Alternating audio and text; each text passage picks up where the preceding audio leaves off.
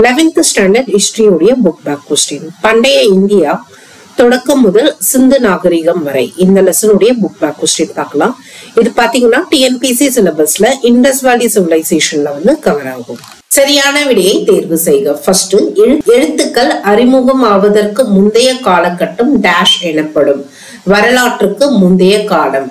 வரலாற்றின் பழமையான காலம் டேஷ் ஆகும். பழங்கற்காலம். பழங்கற்கால கருவிகள் முதலில் டேஷில் அடையாளம் காணப்பட்டன. 1863. மத்திய பிரதேசத்தில் உள்ள சம் பள்ளத்தாக்கில் உள்ள பாக்கூர் 1, பாக்கூர் 3 ஆகியவை டேஷ் நாகரிகம் நிலவிய இடங்கள். மேல் பழங்கற்காலம். மெஹர்கர் டேஷ் பயன்பாட்டுடன் தொடர்புடையது. புதிய கற்காலம்.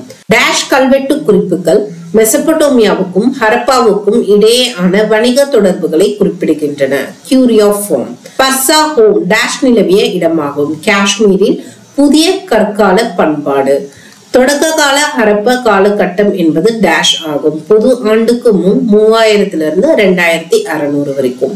ஹரப்பா மக்களுக்கு முக்கியமான வாழ்வாதார வழிமுறையாக டேஷ் இருந்தது. வேளாண்மை. சிந்து நாகரிகம் ஏறத்தாழ டேஷில் இருந்து வீழ்ச்சி அடைந்தது. பொது ஆண்டுக்கு முன் 1900. தேங்க்யூ.